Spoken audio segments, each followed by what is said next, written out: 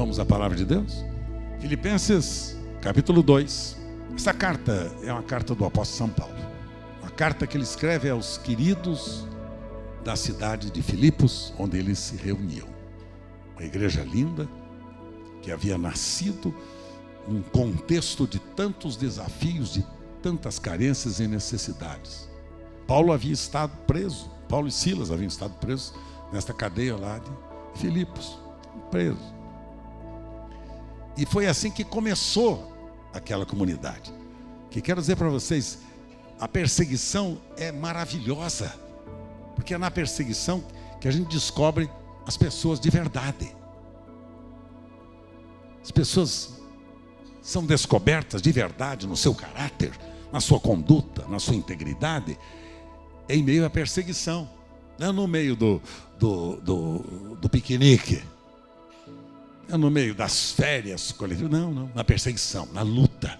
Assim nasceu a igreja de Jesus lá em Atos dos Apóstolos, capítulo 1, 2 e 3, nasceu assim, debaixo de perseguição violenta. E lá em Hebreus, no capítulo 11, vocês vão ver o resultado daqueles que foram pressionados pela perseguição daqueles dias. Foram mortos, foram decapitados, entregues aos leões, às feras. E perseguição é uma bênção. Então não tenha medo de perseguição, não. Porque Jesus disse, no mundo tereis perseguições, aflições. Tende bom ânimo, eu venci. Vocês vão vencer também, claro. Então Paulo tinha um carinho por esses irmãos de Filipos, muito grande desta cidade, que havia nascido lá naturalmente fruto da evangelização, do carcereiro daquela prisão. O carcereiro foi alcançado pela mensagem do Evangelho, e a mensagem do Evangelho pregada por Paulo naqueles dias era a mensagem do arrependimento. Arrependei-vos, pois, e convertei-vos, para que sejam apagados os vossos pecados e cheguem assim os tempos do refrigério pela presença do Senhor. Esta é a mensagem do Evangelho. Esta é a mensagem que dá base e sustentação à igreja de Jesus. Não é essas invenções de moda do curandeirismo barato que tem por aí. A igreja nunca começou com curandeirismo. Nunca, não, senhores. A igreja começou com a pregação do Evangelho. Atos capítulo 3, vocês vão ver que a mensagem de Pedro lá em Jerusalém não era outra senão essa: arrependei-vos e convertei-vos. Porque pessoas podem ser curadas do seu físico e irem para o inferno, como eu costumo dizer, com tripa e tudo. Porque a cura física não legitima, não garante a ninguém a entrada no reino de Deus. Por isso que a Escritura, quando fala de sinais, prodígios e maravilhas, ela fala na pregação do Evangelho. Fala assim, prega a palavra, instes, quer seja a tempo, quer seja fora de tempo. Prega a palavra, prega a palavra. E então, estes sinais seguirão aos que crerem. Então, a pregação da palavra de Deus, que é o Evangelho de Jesus, que a palavra é o poder de Deus para a salvação de todo aquele que crê. Romanos 1,16. Palavra de Deus, é o poder de Deus para a salvação de todo que crê. Então, prega-se a palavra, as pessoas convencem do pecado, se convencem que precisam nascer de novo, que precisam ser transformadas em uma nova criatura. O Senhor as recebe, perdoa-lhes os seus pecados, dá-lhes um novo coração, uma nova mente, faz delas uma nova criatura. E então estas pessoas agora vão experimentar sinais, prodígios e maravilhas. E estes sinais seguirão os que crerem, disse Jesus. Então é causa e efeito, porque hoje em dia está uma coisa barata por aí. Barata por aí. O negócio é curandeirismo, porque o curandeirismo chama a atenção das pessoas necessitadas. Mas a maior necessidade do ser humano qual é? Porque o salário do pecado é a morte. Mas o dom gratuito de Deus qual é? A vida eterna por intermédio de Jesus. Então, O grande problema, a grande doença do ser humano não é o câncer, não é a AIDS, não é a Covid, não é essas porcaria nada disso, não. A grande enfermidade do ser humano chama-se pecado. Pecado. Hoje não se prega mais a respeito da salvação do poder do pecado. Isso não existe mais. Essa mensagem que fez com que nós nascêssemos como comunidade da graça, hoje em dia tem sido pouquíssimo anunciado. Alguns preletores por aí, santos de Deus, ainda têm declarado essa verdade. E o povo continua correndo de um lado para o outro, de baixo para cima, de um lado, não sabem aonde se localizar, não sabem aonde fixar as suas raízes, porque fica uma confusão danada. Confusão danada. Não sabe como resolver a sua questão maior, que chama-se pecado. Então, a igreja que nega para vocês a proclamação do perdão dos pecados, da libertação dos pecados, não é igreja de Jesus. É clube para reuniões sociais, muitas vezes, e outras com outros interesses mais.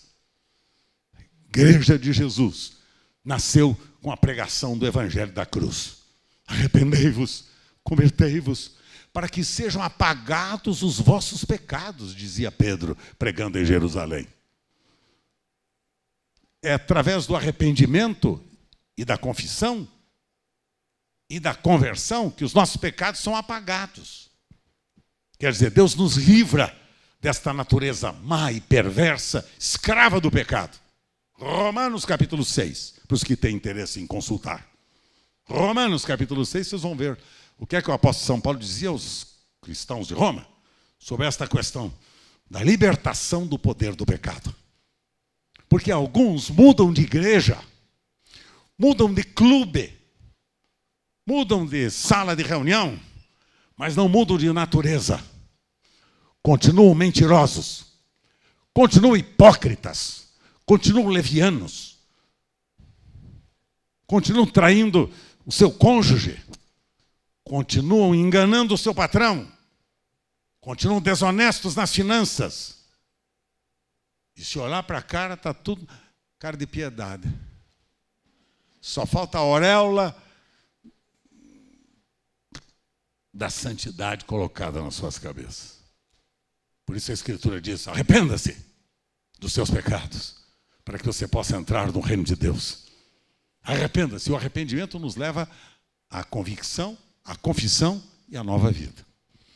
Então, Paulo pregou esse evangelho lá em Filipos e quero mostrar para vocês aqui 5 destaques que ele fez quando expôs essas verdades aos irmãos lá de cidade de Filipos. Capítulo 2, versos 1 ao verso 4. Filipenses 2, do 1 ao 4. E dizia ele: se há, pois, alguma exortação em Cristo. Exortação quer dizer consolo, fortalecimento. A palavra exortar aqui é fortalecer, animar. Animar as pessoas. Tá? Exortar é animar, não é repreender, corrigir. Não, corrigir é outra coisa. Aqui exortar é animar, levantar o ânimo. Se há, pois, alguma exortação em Cristo, alguma consolação de amor, alguma comunhão do Espírito, e se há entranhados afetos e misericórdias, completai a minha alegria, de modo que penseis a mesma coisa, tenhais o mesmo amor, sejais unidos de alma, tendo o mesmo sentimento. Nada façais por partidarismo ou vanglória, mas por humildade, considerando cada um os outros superiores a si mesmos. E não tenha cada um em vista o que é propriamente seu, senão também cada qual o que é dos outros. Então, Paulo está falando para esta comunidade que havia estado com ele em 2 ocasiões em que ele estava preso, em que ele havia sofrido uma perseguição violenta. E esta comunidade o ajudou financeiramente a Paulo por 2 vezes. Enviou para eles os recursos, né, a que ele tinha necessidade. Então, era um grupo que se reunia com um coração solidário, que quando nós aprendemos que tudo que nós temos não nos pertence, é para servir pessoas, repartir e compartilhar, para ajudar e abençoar. Quando nós entendemos isto, nós nos tornamos verdadeiramente discípulos de Jesus, seguidores dele, completando o ministério que ele começou e que nós somos os responsáveis por continuar.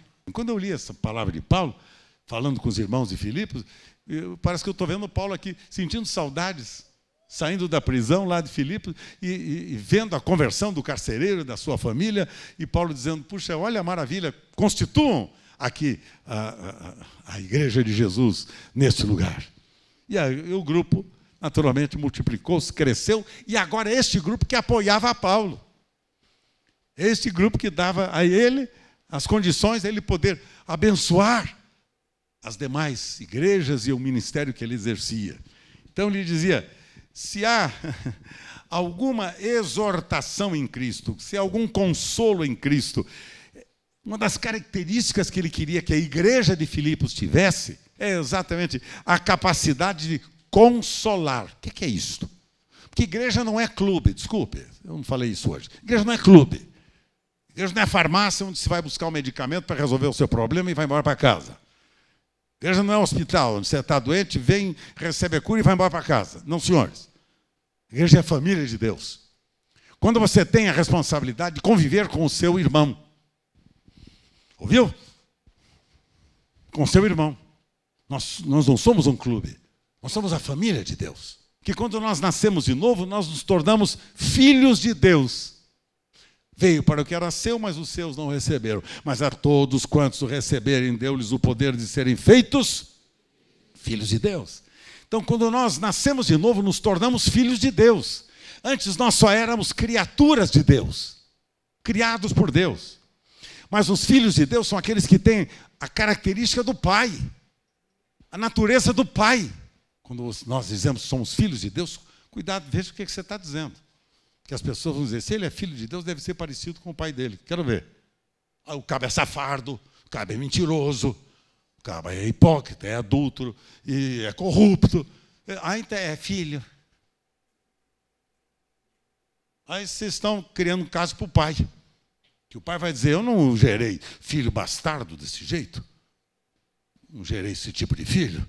Os meus filhos são parecidos comigo, porque eu dei para eles o meu filho único, primogênito, Jesus, para que o meu filho fosse viver a vida dele neles. Por isso, quando o apóstolo São Paulo fala, não sou mais eu quem vive, mas é Cristo que vive em mim, o que é que Paulo está dizendo? Sou eu parecido com Jesus.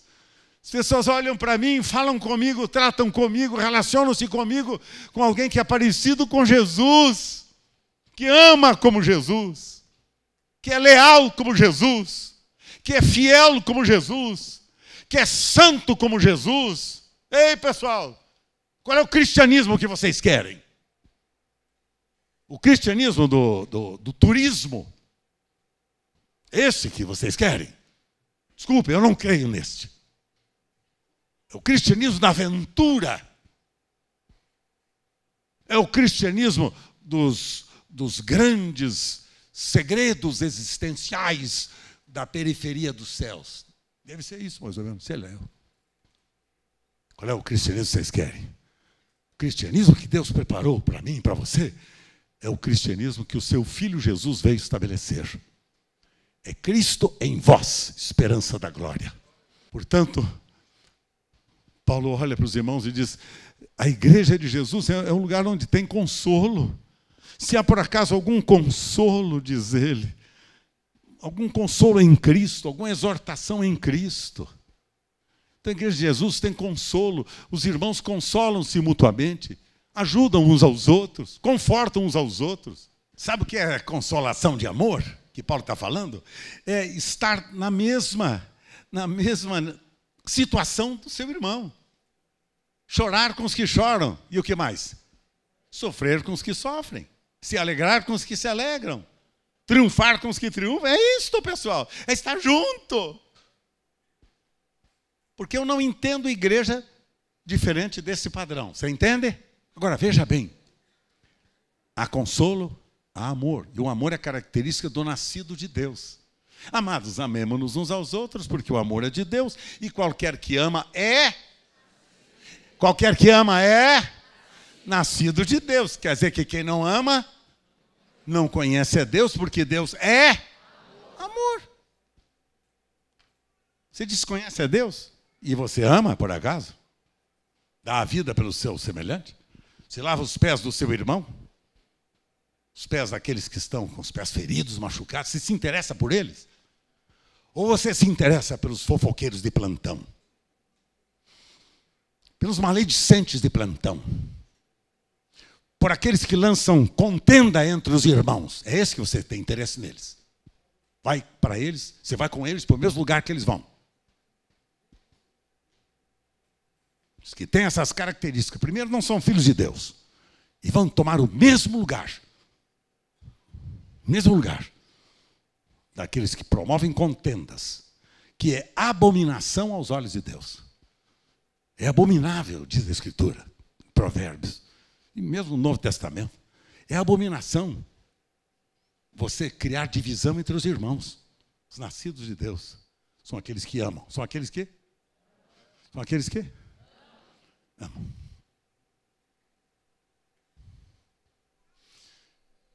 Sabe o que está escrito em João, capítulo 3, verso 16? Evangelho de João 3, 16. Sabe o que está escrito? Vamos ver se você sabe de cor. Porque Deus amou o mundo de tal maneira que deu seu Filho unigênito para todo aquele que nele crê, não pereça, mas tenha.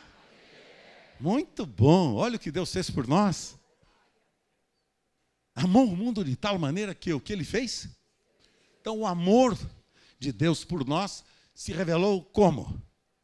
Pela doação que fez. Pela entrega que ele fez. Vamos ver agora o teste. 1 de João, primeira carta do apóstolo João, capítulo 3, verso 16. O que é que está escrito?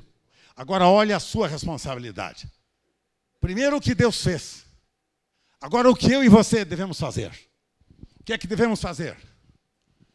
Nisto conhecemos o amor, que Cristo deu a sua vida por nós. Como é que é? Ele deu a sua vida por nós. Deus amou o mundo de tal maneira que deu, tá? Ele deu a sua vida por nós. E agora qual é a minha parte? Qual é a minha parte? Agora é dar a minha vida pelos meus irmãos. Ele dá tudo para mim e para você. O que é que você oferece ao seu irmão? Por exemplo, se você tiver na sua casa